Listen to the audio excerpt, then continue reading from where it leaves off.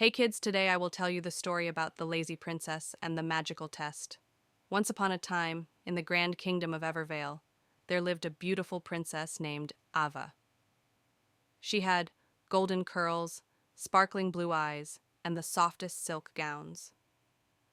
But there was one small problem. Princess Ava was incredibly lazy.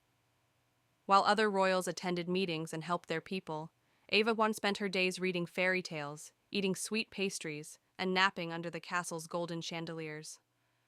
Her father, King Alden, often sighed. King Alden, Ava, my dear, you must prepare to rule one day. Princess Ava, yawning. But father, ruling is so exhausting, and this book is much more exciting. The White Royal Council were worried about the future.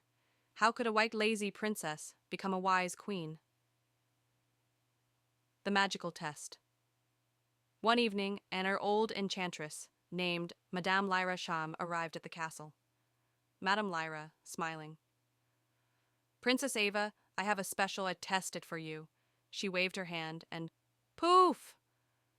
Ava's books, pillows, and food vanished. Princess Ava, gasping. My cake, my cozy chair, what's happening? Madame Lyra. For 3 days, you must complete 3 royal challenges. Only then will your comforts return. Ava groaned. She hated chores, but she had no choice. Challenge 1. The Talking Cat's Riddle. On the first day, Ava was taken to the royal gardens. A last mysterious talking cat sat atop a fountain. Talking cat. Princess, if you want your books back, solve this riddle. I have cities but no houses. I have mountains but no trees. I have water but no fish. What am I? Ava blinked. A city with no houses? A mountain with no trees? She thought hard. She had read about map star in her books. Princess Ava.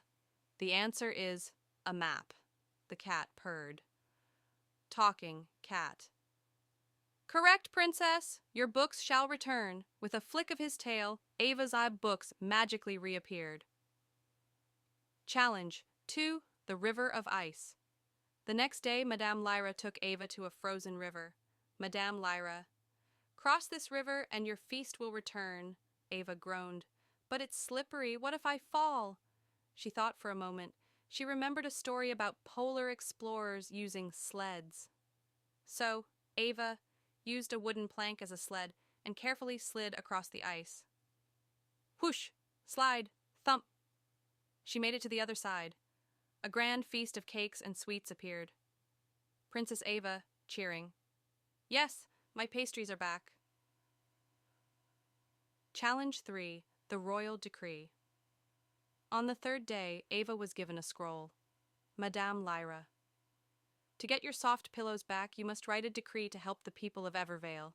Ava frowned. She had never written anything important before, but then she remembered all the high stories of kind rulers she had read. She thought of the high farmers, children, and merchants high in her kingdom.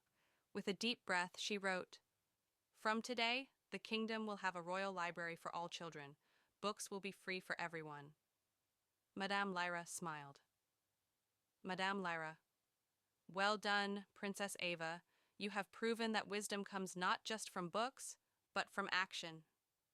Poof. Ava's and pillows, blankets, and cozy chair returned.